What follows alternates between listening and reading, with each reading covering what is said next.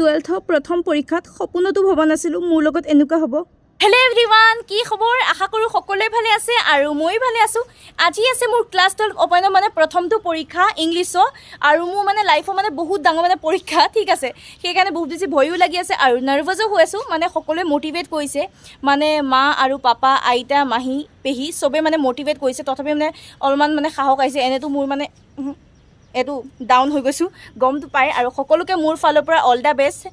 ধুনীয়াকৈ লিখিবা, শুদ্ধকৈ লিখিবা, এইটোৱে প্ৰাৰ্থনা কৰিম। আৰু এতিয়া হৈছে ৰাতিপুৱা 8:30 বজাত, আৰু পেহীও থ'বলৈ যাম বুলি কৈছে। তো সেইকাৰণে আপোনালোকে ভিডিঅ'টো লাষ্টলৈকে শেষৰলৈকে চাই যাব। আৰু ধুনীয়াকৈ মুখস্থ কৰিছোঁ, লিখিছোঁ, তৈয়াৰী কৰিছোঁ ভালকৈ। তথাপিও থোৰাচা এনেকুৱা হয় না, তো সেনেকুৱাই হৈ আছে মোৰ লগতো। তো আপোনালোকে ভ্লগটো লাষ্টলৈকে চাই যাব।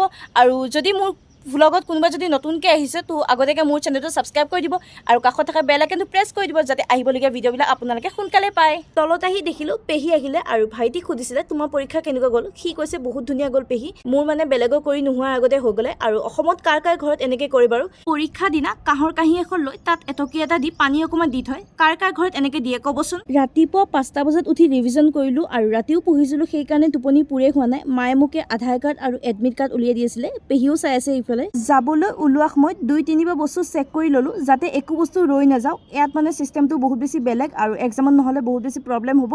এইফালে কাৰ্ডবোৰ ল'লোঁ, ৰবৰ, পেঞ্চিল, জোঙালী, পেন, চশমা বক্স চব লৈ ল'লোঁ। ফাইনেলি গাইজ অ'টত বহি গ'লোঁ। এয়া মোক থ'বৰ কাৰণে গোটেই পৰিয়ালেই গৈছে। আৰু মা আৰু পেহীকো কৈছিলোঁ মই আজি পৰীক্ষা দিব নাযাওঁ, যি হয় দেখা যাব, মই নিদিওঁ পৰীক্ষা।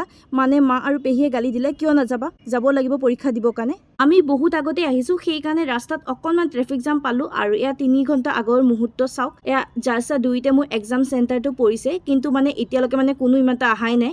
আৰু আমি বহুত বেছি আগতে আহিলোঁ। আৰু মানুহবিলাকে কৈছে যে ইয়াত দেখাত গোটেই গাঁও নিচিনা লাগেনে বাৰু? আপোনালোকে ক'বচোন কমেণ্টত। মোৰতো নালাগে অকণো।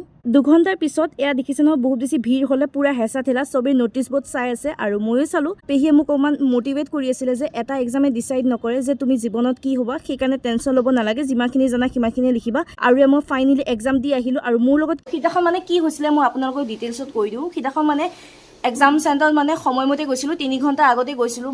বহুত বেছি ব'ৰ খাই গৈছিলোঁ, যিহেতু থিয় হৈ আছিলোঁ, বেছি ক'তো বহিব পৰা জেগা নাছিলে বাহিৰত।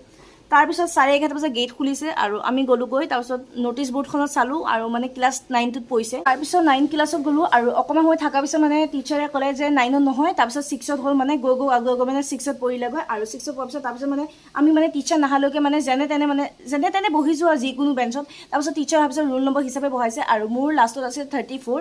34 হিচাপৰ মতে বেঞ্চখন নাই, মোৰ বহা ছিটটো নাই। তাৰপিছত টিচাৰেও কৈছে যে নাই তুমি তলতে বহা। তাৰপিছত চবেও কৈছে যে নাই তোমাৰ ছিটটো নাই ছিটটো। তাৰপিছত মই চবে কোৱাটো কিয় শুনিমগৈ, মই প্ৰথমতে ষ্টুডেণ্টবিলাকে কোৱাটো কিয় শুনিমগৈ, ভুলোতো ক'ব পাৰি না। চ' সেইবাবে মই ভাবিলোঁ মই নিজে এবাৰ কাউণ্টিং কৰি ল'ম আৰু হিচাপটো কৰিলোঁ যে 34 ওলালে। তাৰপিছত প্ৰিন্সিপাল আহিলে আৰু সেই মাষ্টৰটোক প্ৰিন্সিপালে গালি দিলে আৰু ক'লে যে আপুনি ভালকৈ কাউণ্টিঙো কৰিব নোৱাৰে। তাৰপিছত প্ৰিন্সিপালে কাউণ্টিংটো ধুনীয়াকৈ কৰিবলৈ ছিটটো দিলে আৰু লাষ্টৰ বেঞ্চতে পৰিলে ধুনীয়াকৈ, যোনটোত মই কাউণ্টিং কৰিছোঁ সেইটোতে পৰিছিলে। তাৰপিছত মাষ্টৰটো সেইটোতে বহালে। আৰু তাৰপিছত আৰু কি আৰু গাইজ, ধুনীয়াকৈ হ'ল। আৰু মেক্সিমাম 80 নম্বৰ পেপাৰ আহে, অসমত আহে 100 নম্বৰ, ইয়াত আহে 80 নম্বৰ, ঠিক আছে। 2 মাৰ্কছ কম আৰু, ঠিক আছে।